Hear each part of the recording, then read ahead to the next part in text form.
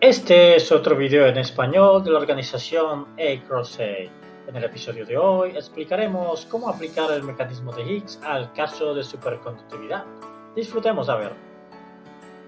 Primero que todo debemos entender qué es superconductividad. Cuando pensamos en electricidad, inmediatamente imaginamos electrones libres moviéndose a través del metal dentro del cable. Cuando los electrones se mueven, normalmente tienen colisiones con los átomos del metal y las impurezas. De esta manera existe una pérdida de energía debido a las colisiones y entonces para mantener a la corriente estable debemos introducir la potencia correspondiente al sistema. Precisamente porque hay pérdidas de energía durante el transporte de la electricidad, existe un costo asociado a este transporte. Esta es la mayor razón por la cual debemos pagar dinero por la electricidad que consumimos. Sin embargo, en algunos materiales, bajo algunas condiciones específicas y cuando la temperatura es generalmente baja, existe cero resistencia al flujo de corriente. Cuando los materiales alcanzan esta condición, los llamamos superconductores.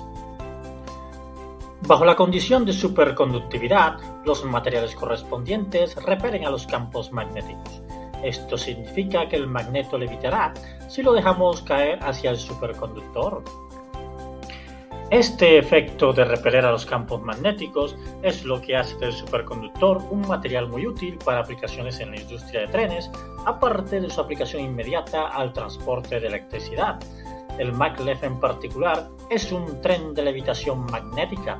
Al flotar en el aire, evita la fricción con las líneas férreas precisamente debido al efecto explicado. Pero entonces, ¿cómo podemos aplicar el mecanismo de Higgs para explicar el fenómeno de superconductividad? Para entender este asunto debemos analizar las variables del problema.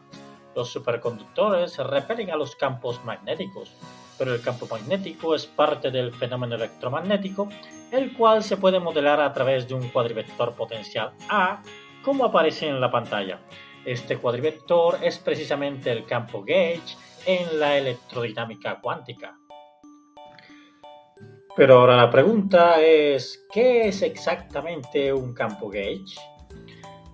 Para entender esta pregunta, tenemos que volver a uno de nuestros episodios previos, en donde explicamos que el mecanismo de Higgs solo ocurre cuando consideramos simetrías locales. Veamos el ejemplo de una pelota parametrizada con algunas coordenadas. La rotación del pequeño parche azul puede ser considerada como una transformación local. Esta transformación local es una simetría si las propiedades del sistema, en este caso la pelota, permanecen sin cambio después de ejecutar dicha transformación. Las simetrías locales también son llamadas simetrías gauge. Las propiedades del sistema no cambian si incluimos campos gauge en el escenario. Entonces el rol de un campo gauge es el de restaurar la simetría de un sistema. Este es precisamente el papel del potencial electromagnético, representado acá por el cuadrivector A dentro de la electrodinámica cuántica. Para el sistema formado por el superconductor más el magneto, el campo magnético representa el campo gauge tratando de entrar en el material, pero repelido al final. Entonces veamos cómo puede el mecanismo de Higgs ayudarnos a entender este efecto. Para este propósito, revisemos los pasos necesarios para que el mecanismo de Higgs ocurra y comparemos entonces los efectos percibidos en un superconductor. El primer paso presentado acá ocurre de hecho antes de que la simetría del sistema se rompa efectivamente.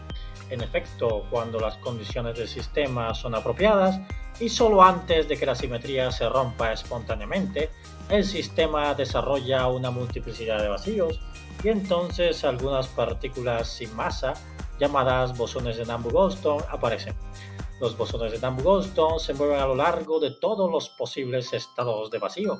Sin embargo, los bosones de Nambu-Goldstone, en este caso, nunca son observados, ya que estos son comidos por los campos gauge cuando la simetría del sistema se rompe espontáneamente, seleccionando así un estado de vacío arbitrario. El segundo paso para que el mecanismo de Higgs ocurra es que haya un rompimiento espontáneo de la simetría local. En este caso, el sistema selecciona un estado de vacío específico y es en ese momento en el cual los bosones de Nambu-Goldstone desaparecen. Dentro de la física de los superconductores, este segundo paso es equivalente a decir que la simetría local del material se rompe espontáneamente cuando la temperatura del sistema baja lo suficiente, de tal manera que la condición de superconductividad aparece. En este caso, el rompimiento espontáneo de simetría es solo una consecuencia natural del cambio de fase asociado a la aparición de este fenómeno. Finalmente, el último paso ocurre cuando los campos gauge se comen a los bosones de Nambu-Goldstone, haciéndose de esta manera masivos. Para el caso de un campo vectorial, el cual es el campo gauge de la electrodinámica cuántica, solo un bosón de Nambu-Goldstone es comido por cada campo gauge, que de esta manera se hace masivo. Al final, el campo gauge masivo queda con 3 grados de libertad. En superconductividad interpretamos al mecanismo de Higgs como el fenómeno responsable para la generación dinámica de la masa de los fotones que propagan a la interacción electromagnética y que a su vez tratan de penetrar en el material. Recuerda que el campo magnético es parte de la interacción electromagnética, la cual a nivel cuántico corresponde a la electrodinámica cuántica. Entonces, el efecto Meissner en superconductores es solo una consecuencia natural del mecanismo de Higgs. De esta forma, los campos magnéticos no pueden entrar en los superconductores porque los mensajeros que transportan a la interacción electromagnética, en este caso los fotones, se hacen masivos vía mecanismo de Higgs. Es así como el rango de interacción de los fotones dentro del material se hace muy corto. Recuerda que en condiciones normales, los fotones son partículas sin masa y por esta razón la interacción electromagnética tiene un rango de interacción infinito.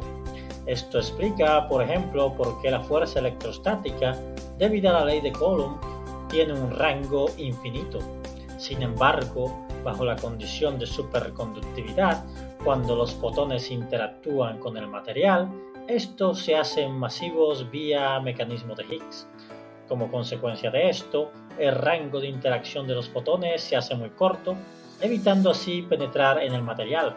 Entre más grande es la masa de un fotón, más corto es su rango de interacción y como consecuencia de ello, la distancia de penetración en el material será más corta. En resumen, el efecto Meissner en superconductividad, el cual implica la expulsión de campos magnéticos de los superconductores, es una consecuencia natural del mecanismo de Higgs. Bajo este formalismo, el campo electromagnético es un campo gauge, el cual se hace masivo después de comerse a un bosón de Nambu-Goldstone. Si te ha gustado el video, danos un like, comparte el link y suscríbete a nuestro canal. Más videos en español y en inglés vendrán pronto. Continúa con nosotros.